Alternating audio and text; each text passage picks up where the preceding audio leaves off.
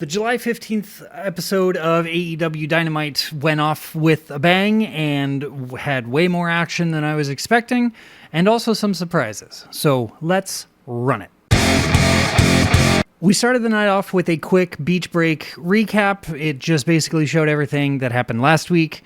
No big thing. If you saw it, you saw it, and if you know, you know. Then we got a quick backstage Death Rider promo.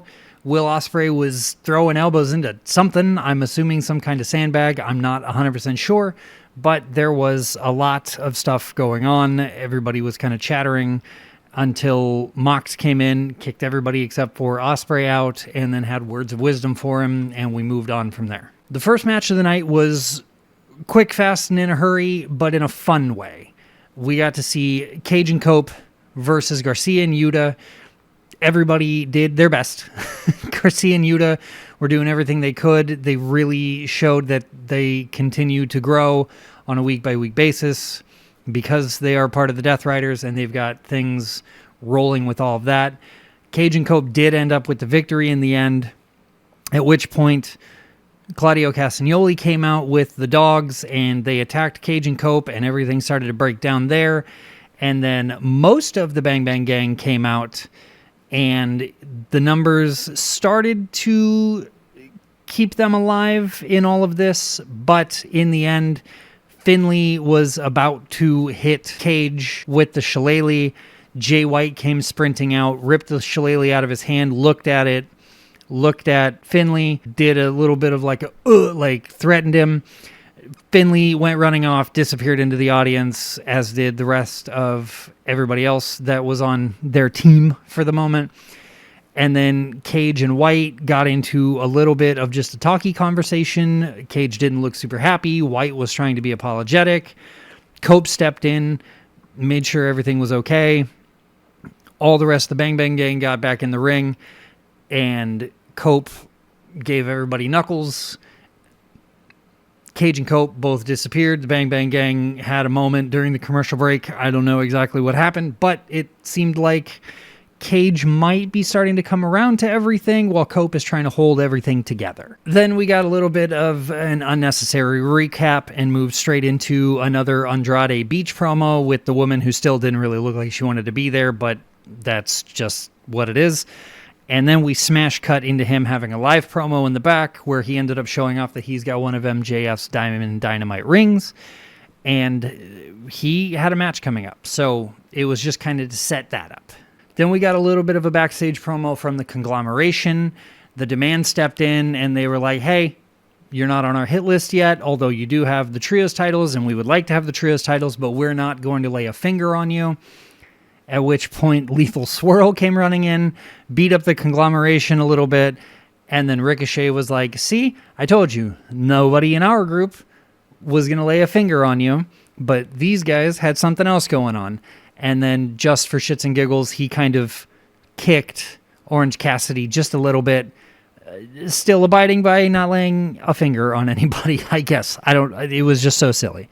The next match of the night, we got to see Andrade take on Doyle. If he defeated Doyle, he would move on to fight Davis for the national title. He didn't win handedly. Doyle is a big, strong man, and it was crazy to see some of the stuff he was able to pull off because Andrade is also a heavyweight as far as all that goes. But at the end of the day, Andrade did get the victory. Davis did come down onto the entry ramp and looked like he was about to try to take out Andrade when Andrade pulled out the Dynamite Diamond ring. So the Don Callis family that were all standing on the entry ramp disappeared into the back. Andrade celebrated a little bit. So now we're going to get to see Davis versus Andrade for the national title. That should be a very fun match.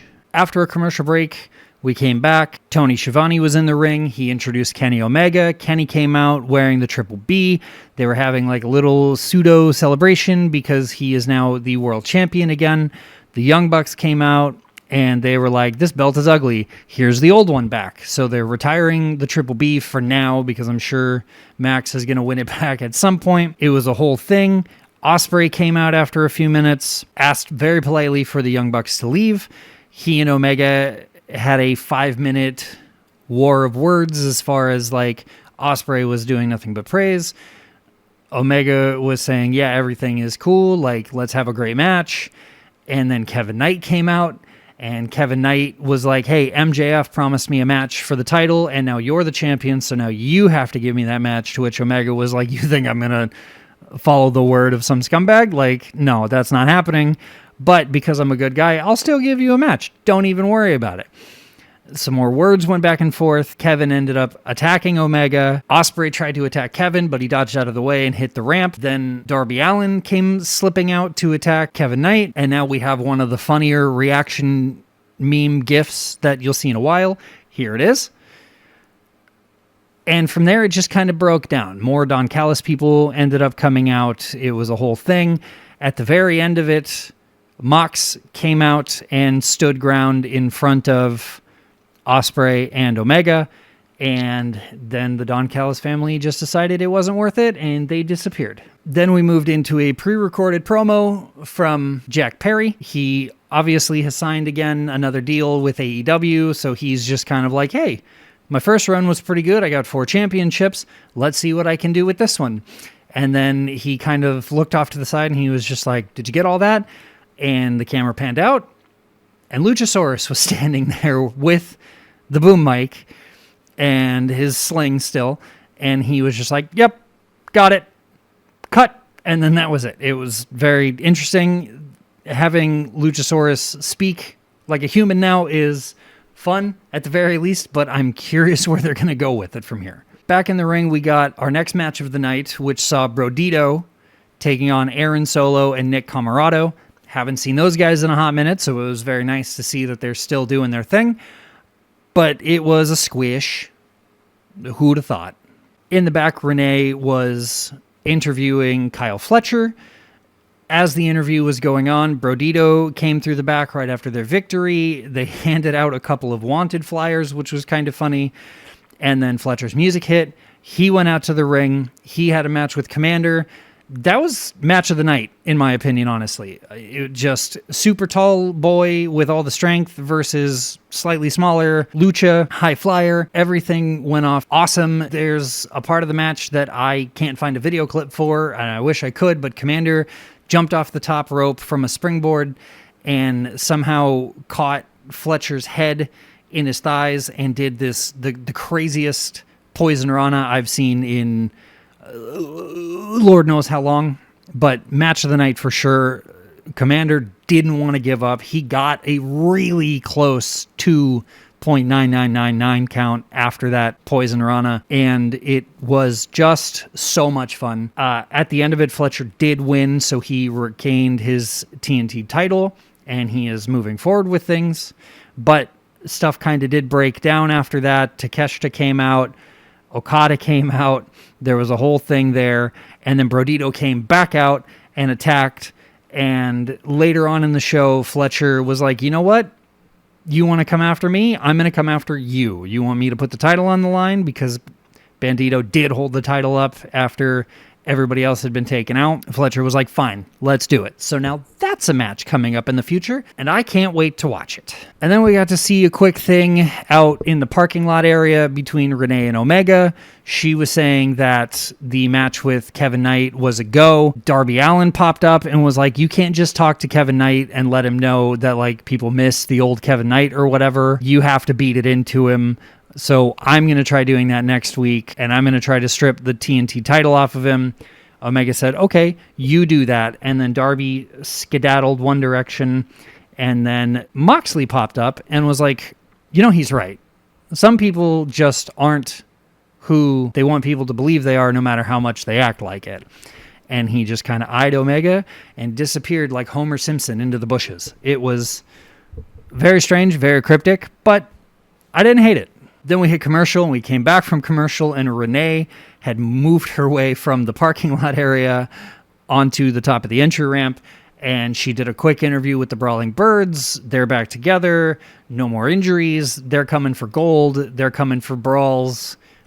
That's just what they feel like they need to do now. Following that, we had a dark room with a single spotlight behind Chris Jericho's head, and he was saying stuff about Ciampa leaving him in a pile of blood and how he had been defeated. But if you bring the pain, I'll bring the painmaker. And he twisted around and he had the eye makeup on and he challenged Ciampa to another match Saturday night. We smash cut to Ciampa sitting on a roller cage for the gear in the back. And he essentially was just like, yeah, I'm down. Let's do this. And that was that. So now we've got a match between Jericho and Ciampa coming up again. Hopefully it'll be interesting. The next match started and we got to see Darby Allin go up against Brian Cage. That is a weird mixture that I didn't think we would see on TV, and it definitely didn't go the way I thought it would, because Brian Cage put up a hell of a fight. I mean, he's a big, strong man. He was throwing Darby everywhere. He bounced his head off a ring post from the entry ramp. That was crazy, and I'm surprised that Darby didn't get broken open by it. But in the end, Darby somehow managed to hit a couple coffin drops at just the right times to get the 1, 2, 3. So Darby is boosting his numbers to go after something. Perhaps he will win the TNT title coming up this next week. Just before the final match, we had a quick backstage interview with Kevin Knight and Don Callis. They were asked, do you think that you're ready to take on Omega? To Kevin Knight, Don jumped in immediately and was like, of course he is. He's better than Kenny. He's always been better than Kenny. He'll continue to be better than Kenny. There's not even a guess as to him being Kevin Two Belts pretty soon. And then Don walked off, and right as Knight was about to say something else, Mike Bailey came sliding in, and he was like, hold on, I just want to talk. I just want to let you know that me and all of our friends will absolutely forgive you if you leave the Don Callis family and come back and be who you actually are. Kevin Knight was just like, nah, dog, this is who I am. Get used to it. And that was that. And we moved immediately into the main event, which saw Mercedes Moné and Mega Cross taking on Maya World, High-End, and Willow Nightingale. And it was a fine match. Everybody looked good. Even High-End, who we don't get to see too often, she put up a hell of a fight, almost got a 3 count on Moné, but everything got turned around at the last second, and Moné ended up pinning High-End for the win. I'm not sure what this new thing between Moné and Mega Cross is, but it should be interesting moving forward. And I don't know if Mega Cross will ever lose the belts unless somehow the Brawling Birds end up getting the victory in a sneak way. So we're going to have to see what happens there. We're got just a couple more weeks until the next pay-per-view. We are less than 60 days away from Wembley Stadium.